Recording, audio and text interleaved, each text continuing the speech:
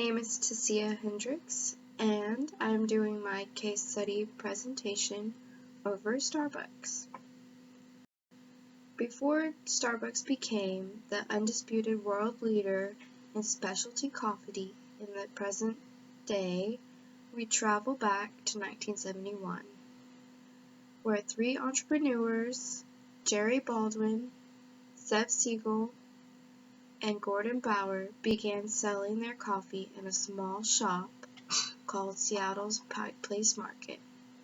Later, after the business had grown to 5 small shops, they decided to change their name to Starbucks. They chose this after a character from the novel Moby Dick.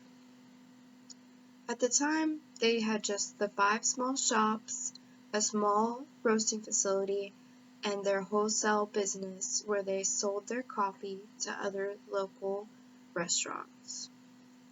Soon, they would hire a man by the name of Howard Schultz.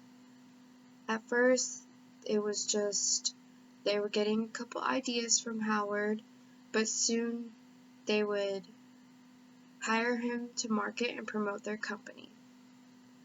Howard soon moved from New York to be closer to the shop in Seattle and further his role as a retail manager and marketing leader for Starbucks.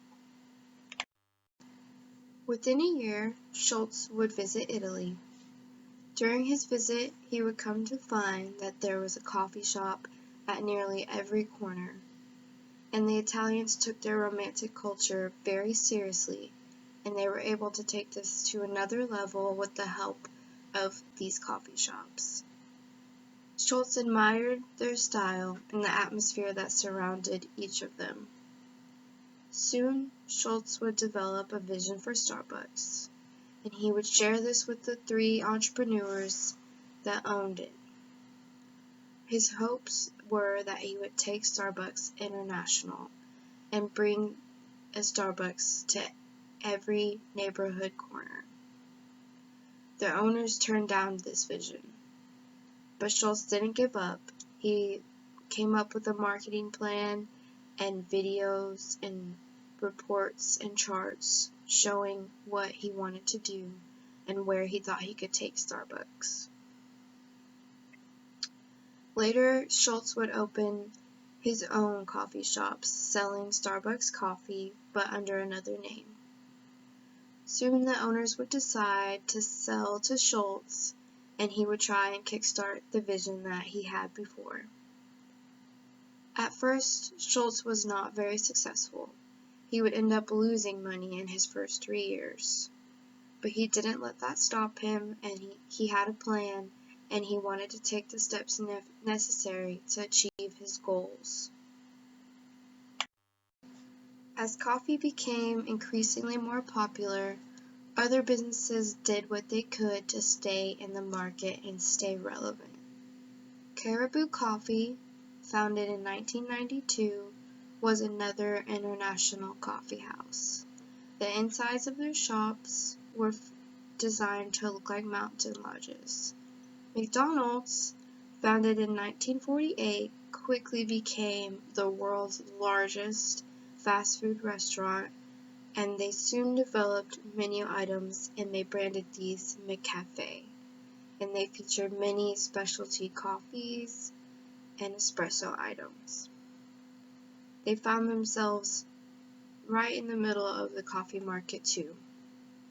Dunkin' Donuts, founded in 1948, was made famous by their many various flavors of donuts and, of course, their coffee items as well.